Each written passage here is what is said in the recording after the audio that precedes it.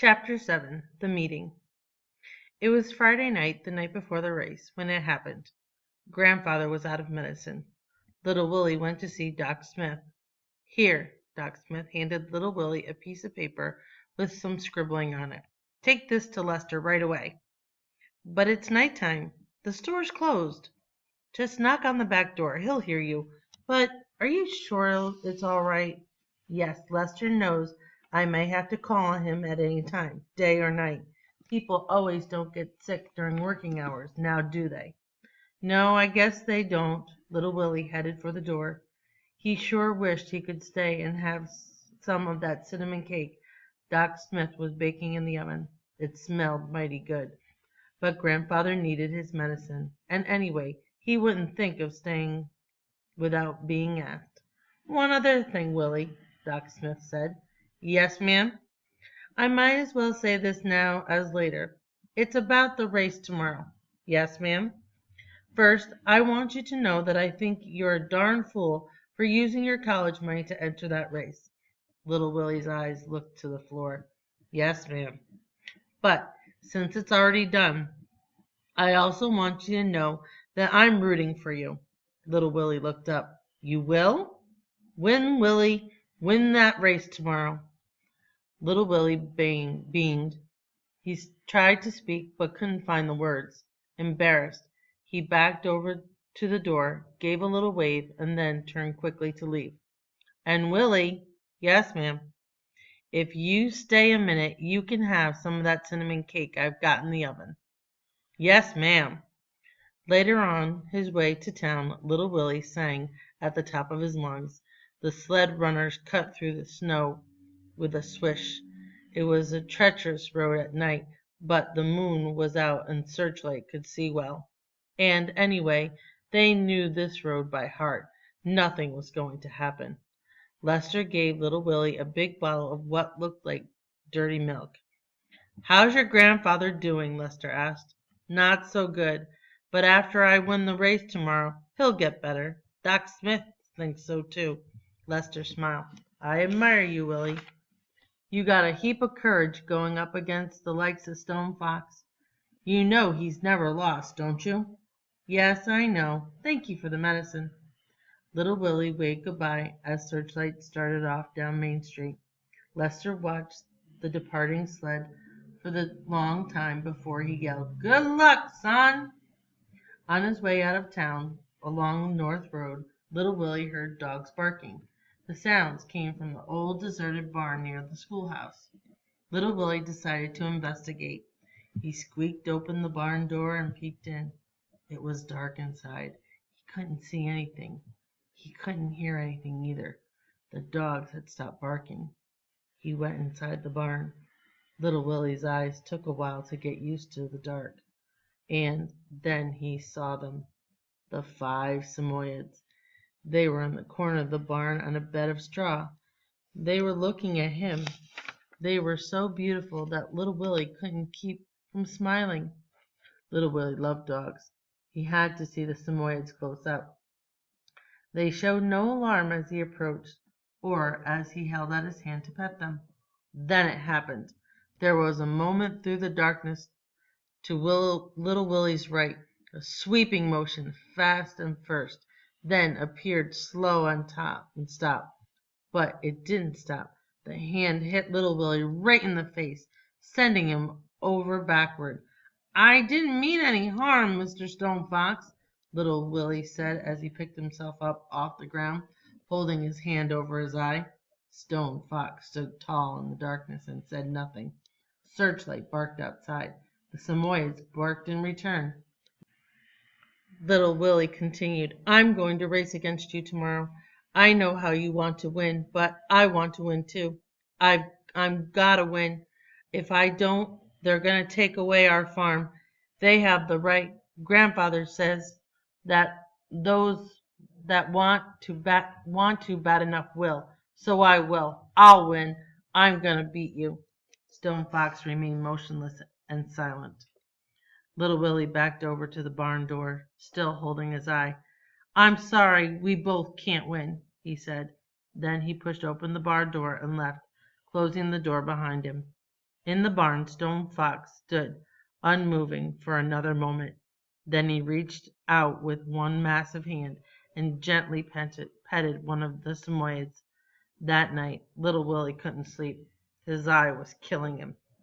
And then, when little Willie couldn't sleep, Searchlight couldn't sleep. Both tossed and turned for hours, and whenever little Willie looked over to see if Searchlight was asleep, she'd just be lying there with her eyes wide open, staring back at him. Little Willie needed to rest. So did Searchlight. Tomorrow was going to be a big day, the biggest day of their lives. Chapter 8. The Day. The day of the race arrived. Little Willie got up early. He couldn't see out of his right eye. It was swollen shut. As he fed his grandfather his oatmeal, he tried to hide his eye with his hand or by turning away, but he was sure Grandfather saw it just the same.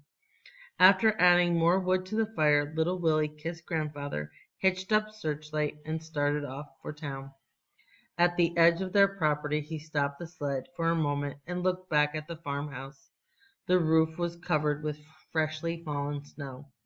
A trail of smoke escaped from the stone chimney. The jagged peaks of the Teton Mountains shot up in the background toward the clear blue sky overhead. Yes, sir, he remembered Grandfather saying, there are some things in this world worth dying for. Little Willie loved this country. He loved to hike and to fish and to camp out by the lake, but he did not like to hunt. He loved animals too much to be a hunter. He had killed a bird once with a slingshot, but that had been when he was only 6 years old, and that had been enough. In fact, this day he still remembered the spot where the poor thing was buried. Lost in his thoughts, little Willie got to town before he knew it. As he turned onto Main Street, he brought the sled to an abrupt halt. He couldn't believe what he saw. Main Street was jammed with people, lined up on both sides of the street. There were people on the rooftops, people hanging out their windows. Little Willie hadn't expected such a big turnout. They must have all come to see Stone Fox. Searchlight pulled the sled down Main Street past the crowd. Little Willie saw Miss Williams, his teacher, and Mr. Forrester from the bank, and Hank from the post office. And there were Doc Smith and Mayor Smiley and Dusty the drunk. The city slickers were there, and even Clifford Snyder, the taxman, was there. Everybody. Lester came out of the crowd and walked alongside little Willie for a while. It was one of the few times little Willie had ever seen Lester without his white apron. You can do it, Willie. You can beat 'em, Lester kept saying over and over again. They had a race for youngsters first, and the crowd cheered and rooted for their favorites. It was a short race, just down the end of Main Street and back. Little Willie didn't see who won. It didn't matter. And then it was time. The old church clock showed a few minutes before 10, as contestants positioned themselves directly beneath the long banner that stretched across the street. They stood 9 abreast, Stone Fox in the middle, little Willie right next to him. Little Willie had read all about the other contestants in the newspaper. They were all well-known mountain men with good racing records and excellent dog teams. But even so, all bets were on Stone Fox. The odds were as high as 100 to 1 that he'd win. Not 1 cent had been bet on little Willie and Searchlight. What happened to Willie's eye? Doc Smith asked Lester. Bumped it this morning when I got up, he told me. Just nervous. Got it right to be. Lester was chewing on his hands, and his eyes glued on Stone Fox. Big Indian, he whispered to himself. Although little Willie's eyes was black, puffy, and swollen shut, he still felt like a winner.